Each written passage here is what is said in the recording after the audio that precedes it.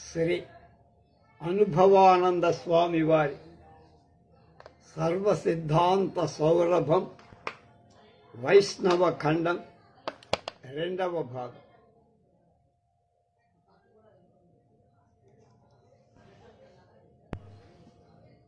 మధ్వాచార్యుల వారి ద్వైత మతాన్ని గురించి చెప్తున్నారు. ఇప్పుడు మనం జగత్తు మిథ్యాత్వ ఖండనాలను ప్రబలంగా మధ్వాచార్యుడు చెప్పారు. విశ్వం సత్యం తదేతత్ సత్యం. ముండక ఉపనిషత్తులో 1, 2, 3 వాక్యాలు విశ్వ సత్యత్వాన్ని స్పష్టపరుస్తున్నాయి. అందుచేత మిథ్యాత్వవాదాన్ని నిరసించబడింది.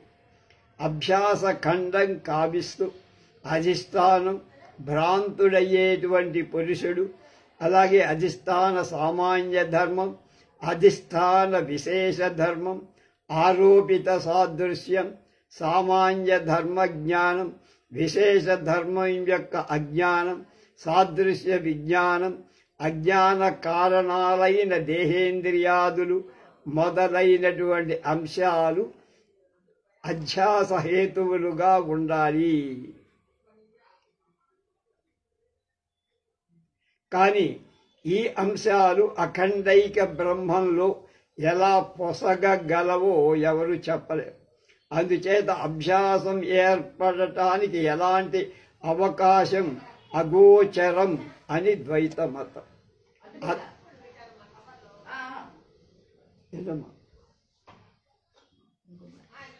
రండి 22వ తారీఖు 12ంటికి ముహూర్తం. గురువారం అయింది. ఎర్రగడ్డ శంకర్ మఠం, ఎర్రగడ్డ మోతీనగర్ శంకర్ మఠం. నేను మళ్ళీ చెప్తాను, తప్పకుండా రండి.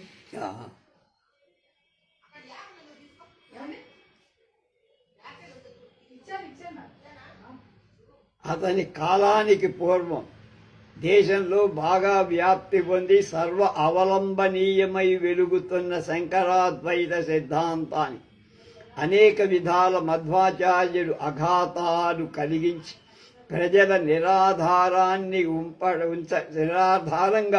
ఉంచటానికి ఇష్టపడక ద్వైతం సంస్థాపించి అందు పూర్వంలో చెప్పబడిన నిర్గుణ అగోచర బ్రహ్మ ప్రతిపాదన కాక సగుణ రూప భగవంతుని హరిని ముముక్షు లోకానికి ముందుంచి బ్రహ్మశబ్దశ్చ విష్ణా వేద అనేటువంటి బ్రహ్మశబ్దానికి విష్ణువనియే తాత్పర్యమని సూత్ర భాష్యంలో స్పష్టపరచి తస్యాదనంత మహాత్మ్య గుణపూర్ణో జనార్దనం.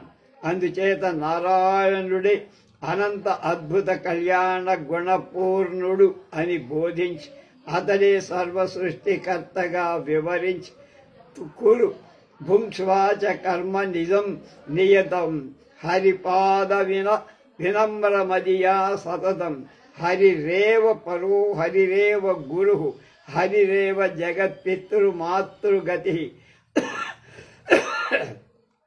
హరిపాదాలకు వినమ్ర చిత్తంలో ప్రసన్నుడవై నీ విధి కృత్యాలను చేసి ఫలితాలను అనుభవించు. హరే పరమ బ్రహ్మం, హరే గురువు, హరే తండ్రి, హరియే తల్లి, హరియే సర్వం శరణ్యం అని బ్రహ్మం స్వతంత్రం,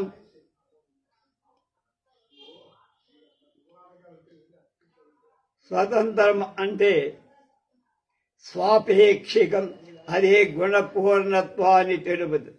అంటే ఆ గుణాలు అనంతత్వం కలిగినవి అనే అర్థంగా శ్రీహరికి కళ్యాణ గుణ సముచ్చయంను పూర్ణంగా అన్వయించి భక్షి ఉన్మత్త చిత్తుడై ప్రబోధం మధ్వాచార్యుడు చేసి ముముక్షువులకు మార్గదర్శకులకు ఉపదేశకుడుగా అయ్యాడు. ఈ విధానమంతా స్వకపోల కల్పితమని కాక మధ్వాచార్యుడు తన పూర్వ సంప్రదాయాలను అన్వేషించి పరిశీలించి తనకు అవసర సిద్ధాంతాన్ని స్వీకరించినట్టుగా తెలుస్తుంది. రామానుజుడు తన మతాన్ని బోధాయన వృత్తి అనబడి బ్రహ్మసూత్రానికి గల వ్యాఖ్యానంపై ఆధారపడి నిర్మించగా ది లేటర్ మధ్వ ఇన్స్టిట్యూట్స్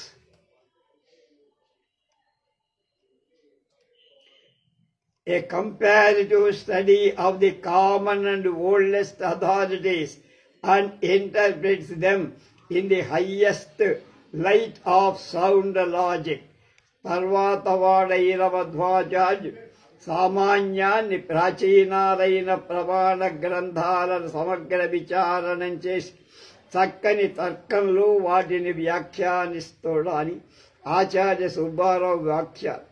అతః కలౌ భవిష్యతి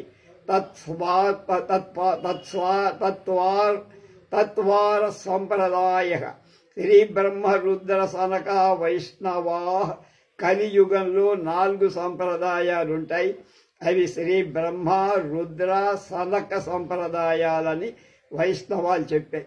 ఈ విషయంలో భవిష్యత్ పురాణం కూడా శ్రీ బ్రహ్మ రుద్ర సనకాది వైష్ణవా క్షితిపావనా చత్వారస్తే కలౌ భావ్య సంప్రదాయ ప్రవక్తకా అని చెబుతూ శ్రీ విష్ణుస్వామి నింబార్కర్ మధ్వ రామానుజపాఖ్యయా భవిష్యంతి ప్రసిద్ధా అని చతుస్సంప్రదాయాలను విష్ణుస్వామి నింబార్క మధ్వ రామానుజులు ఆచార్యులని తెలిపింది.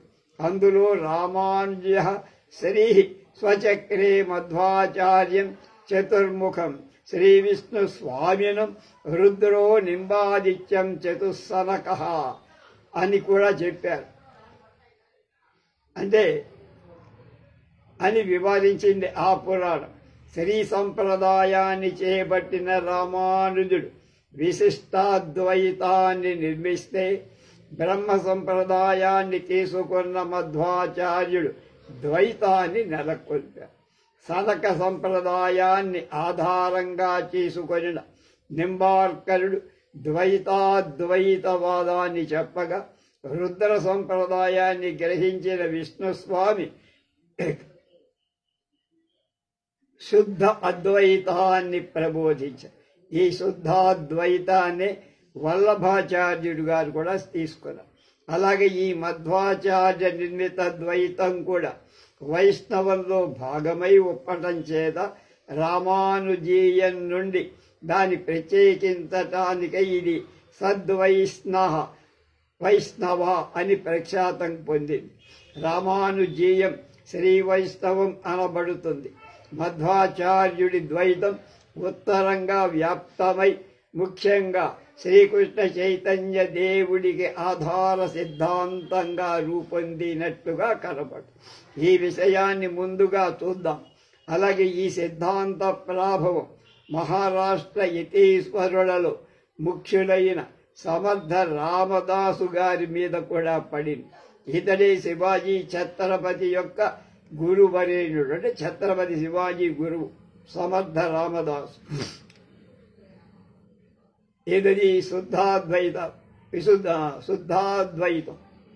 మధ్వాచార్యుని ద్వైతానికి ఇంతగా పూర్వ చరిత్రం కలిగి ఉంటే పరమాత్మ తర్వాత బాగా ప్రాధాన్యత వాయుదేవుడికి ఈ సిద్ధాంతం ఇయ్యబడటం చూసి అది క్రైస్తవముగా హోలీ ఘోస్ట్ అనే దైవదూతకు ఇవ్వబడిన ప్రాముఖ్యంలాగా కనపడటం చేత క్రైస్తవంలో యెహోవా దేవదూత, దేవుని పవిత్రుడైన యేసులాగానే ఈ మతం కూడా హరి, వాయువు, మధ్వాచార్యుడు అనే తత్వత్రయం కనపడటం చేత కొందరు మధ్వాచార్యుడు తన సిద్ధాంత విషయాలు క్రైస్తవం నుండి స్వీకరించినట్లుగా అపోహ కలిగిన వాళ్ళు అయ్యారు.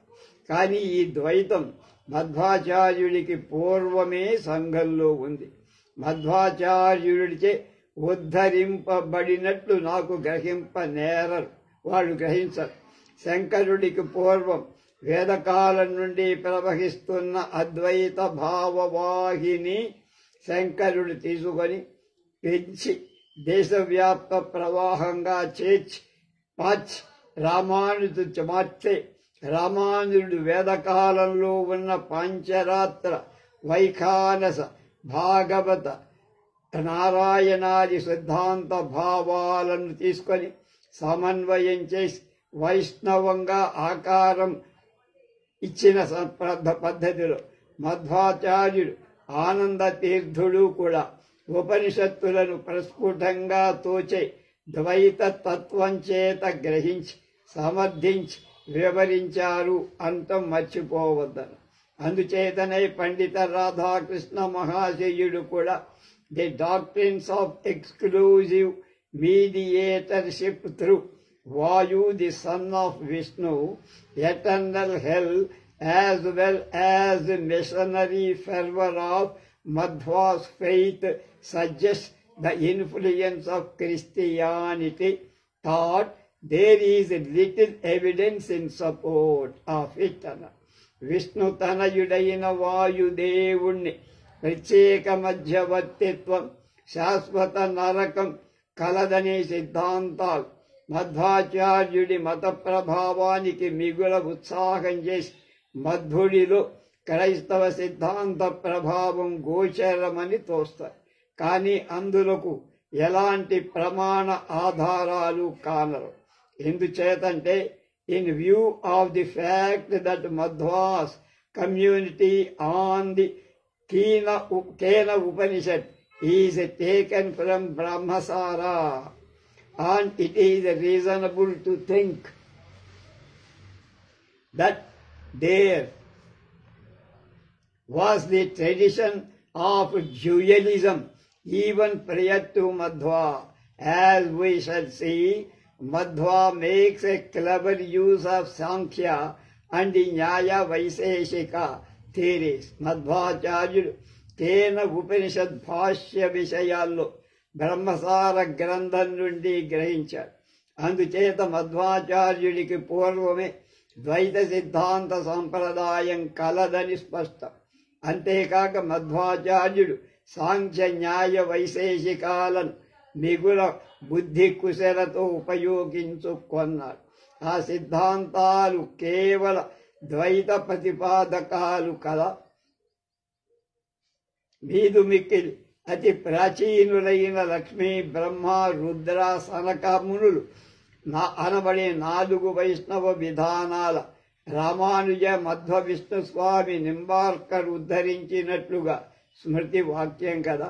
అలాగే అట్లా అయితే క్రైస్తవ నుండి విషయాలు వివరించుకోవాల్సిన అవసరం భారతీయ ఆచార్యులు, ముఖ్యంగా ఆ ఆచార్యత్రయం అనబడి శంకర రామానుజ మధ్వులకు లేదని గ్రహించవచ్చు. వాళ్ళకి అజేయం, విస్పష్టం, అతి ప్రాచీనం, అతి శుద్ధం అయిన సత్సంప్రదాయం. ఇది ప్రాచీన కాలం నుండి పరంపరాగతంగా వచ్చి వాళ్ళని చేరి ఉండటం చారిత్రక సత్యం. దీన్నెవ్వరూ కాదనలేరు. ఈ విషయంలో ప్రస్తావించి Nagaraja Sharma Pandit students of Christianity and those of Madhva's workers will readily see that the development of doctrines in the latter is strictly on the traditional lines of Indian philosophy, and above all, it should never be forgotten that Christianity is preeminently a religion, but Madhvas Dvaita is preeminently a system of metaphysics అని అమ్మా దేవుడిగా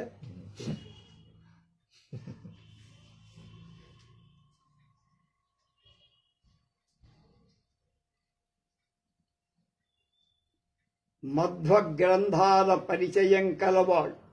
మధ్వాచార్యుని సిద్ధాంత పరిణామ అభివృద్ధులు శుద్ధ భారతీయ తత్వ సాంప్రదాయకంగా ఉన్నాయని, క్రైస్తవం ముఖ్యంగా మతరూపమై ఉండ మాధ్వం తాత్విక స్వరూపం కలదని చెబుతారు.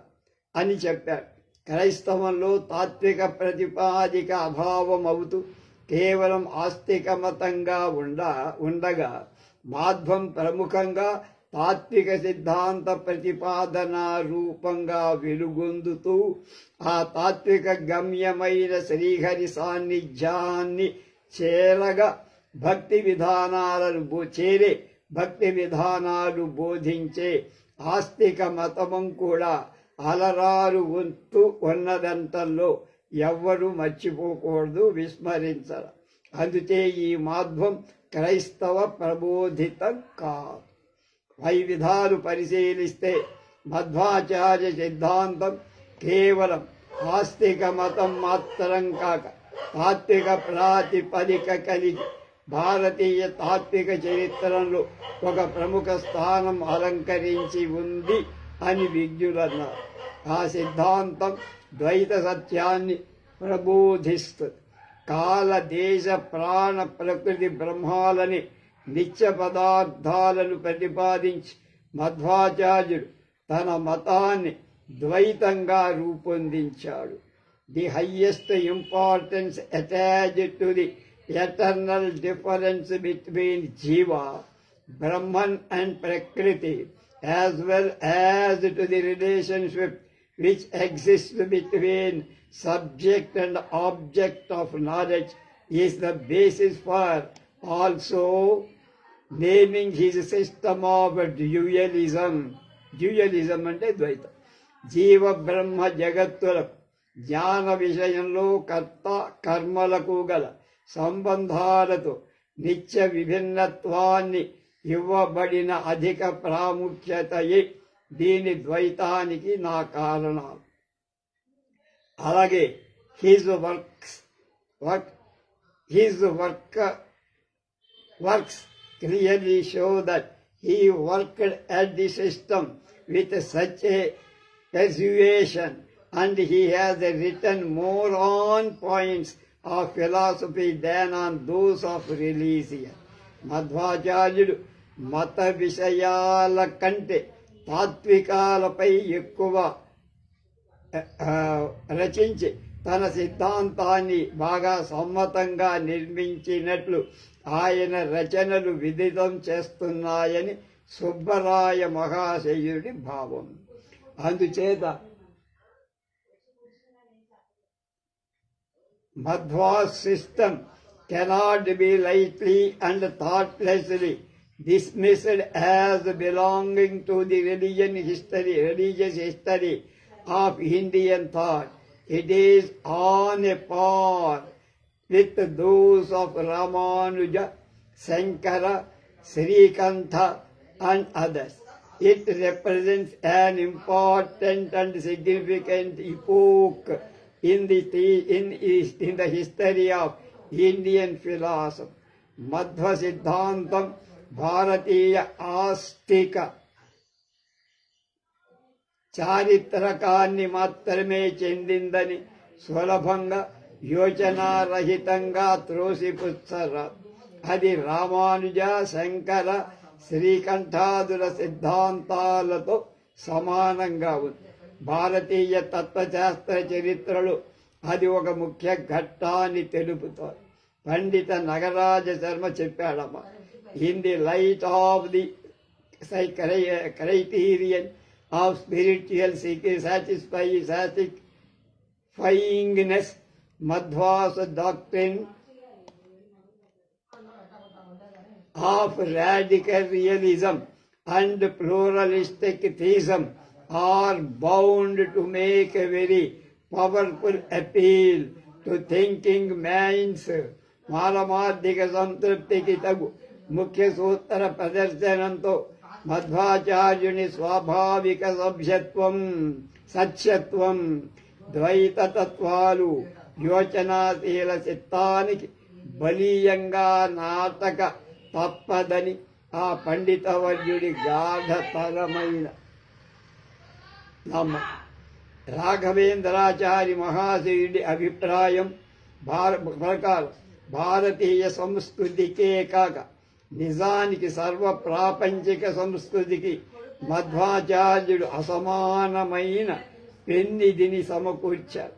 తత్వశాస్త్రమే సరైన సాధనమని, శాస్త్రం కేవలం శబ్ద ప్రమాణ మాత్రంగాక పరిశుద్ధ తత్వశాస్త్రమని, అందులో బ్రహ్మమీమాంస సర్వ ఉత్తమ యోచన సహిత తత్వశాస్త్రమని మధ్వాచార్యుడి పరిగణన.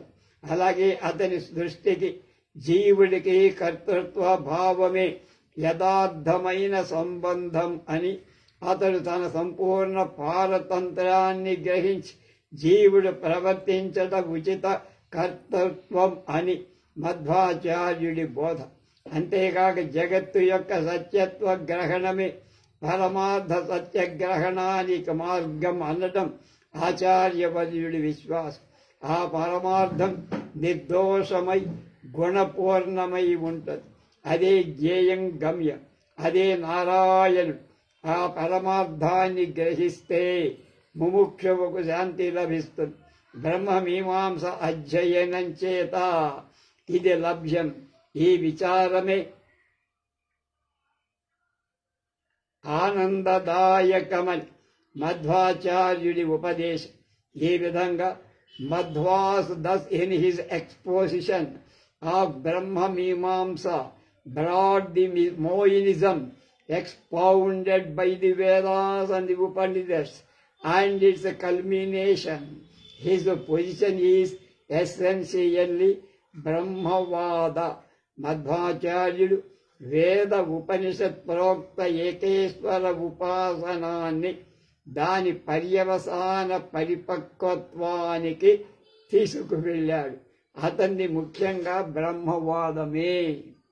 ఈ విధంగా అతి ప్రధానమైన తత్వశాస్త్ర విధానాన్ని, అనుష్ఠాన పద్ధతిని భారతీయ పారమార్థిక శాస్త్రానికి ప్రసాదించిన మధ్వాచార్య నామక ఆనంద తీర్థుల జీవిత విశేషాలను కొంచెం గ్రహించి ఆనందించే ప్రయత్నం చేద్దాం అంటున్నారు.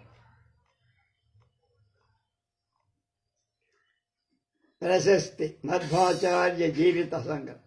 నిర్యదీం బుధ్నాన్న హి శస్య వర్ష స ఈశాసః కవసవసాక్రంత సూరయః యదీయమను ప్రదివో మధ్వ అధవే గుహాసంతం మాతరిష్టామధాయతి. ఈ ఋగ్వేదీయ పణిష్ఠా సూక్తంగా మధ్వ మాతరిష్వ శబ్దాలు ఉభయాలు రెండు కనబడతాయి. అందుచేత ఈ ఉభయ శబ్దాలు వాయుదేవుడికి మధ్వాచార్యుడికి అన్వయించి వాయుదేవుని మూడవ అవతారంగా మధ్వాచార్య ఆగమనాన్ని ఋగ్వేదం ముందుగా సూచిస్తోందని ద్వైతమత వాదం. వాయుదేవుడి ప్రథమ ద్వితీయ అవతారాలు ఈ సూక్తంలో ప్రథమ ద్వితీయ మంత్రాలలో అన్వయమని వాళ్ల భావం. వడిథాతత్ వపుషీ ధాయి దర్శితం దేవస్య భర్గః సహసో యతో జని యదీయముపహ్వరతే సాధతే మదిర్కరతస్య ధేనా అనయంత సశ్రుతః వృక్షో వపుః పుక్షో వపుః పితుమాన్ నిత్య ఆశయే ద్వితీయా సప్త శివాసు మాతృషు తృతీయస్య వృషభస్య దోహసే దశ ప్రమతిం జనయంత యోషణకాః. అనే రెండు మంత్రాలు ఆంజనేయ భీమసేనులను సూచిస్తాయని ద్వైతమతం. అగ్నిదేవుడి ప్రస్ఫుట ప్రకాశం దేహధారణకై చూడబడి, అందుకోసం అది దేహ బలంలో పుట్టింపబడి ఆ చిత్తం దాన్ని గ్రహించి ఉపయోగించుకోవడానికి ఆహూతులను ఇడి ప్రార్థనలు వాళ్ళు చేశారు. నిత్యుడై అన్నగ్రాహకుడై స్వరూపకుడై భూమి మీద అతడు జీర్ణశక్తిగా ఉండటం ప్రథమం. సారభూతమైన శుభమాతృ సప్తకానికి అతడు వహించటం ద్వితీయం. వర్షకారుడైన ఇతన్ని ఉపయోగించటానికి దశ దిక్కులా ఆనందం పొంది దిశలు అతన్ని కలగజేశారు. శక్తివంతాలైన పండితుల ప్రార్థనా శక్తిచే తన స్థానం నుండి అగ్నిని ఉద్ధరించినట్లు, తన గుప్త స్థానం నుండి హవిస్సులను అర్పించినట్లు వాయువు అతన్ని పేల్కొలిపినట్లు పై మంత్రాల తాత్పర్యం ఉంది. ఈ మంత్రార్థాల నుండి ద్వైతవాదులు హనుమత్, భీమ, మధ్వాచార్యులకు అన్వయించి వీళ్ళు ముగ్గురు వాయుదేవుడి అవతారాలని చెప్పి, అందుచేత మధ్వాచార్యుని వాయుదేవుడి తృతీయ అవతారంగా చెప్పారు. ఈ విషయాన్ని ప్రస్తావించి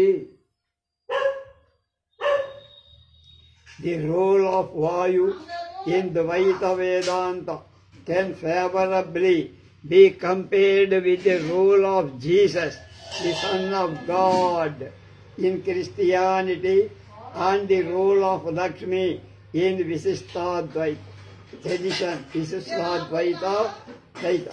Tradition and scripture with sustained cogent array of quotations maintain that Sri Madhva is the third incarnation of Vayu. An explicit statement of this fact is found in the Balika Sukta of Rigveda. Advaitavadamlo Vayu Sthanam, Kraistavanlo Devakumarudila, Visishtadvaitanlo Lakshmila. సంప్రదాయం ఉంది లక్లా కాలదు. సంప్రదాయం శాస్త్రం అనేక ఉచిత ప్రమాణ వాక్యాలలో మధ్వాచార్యుడు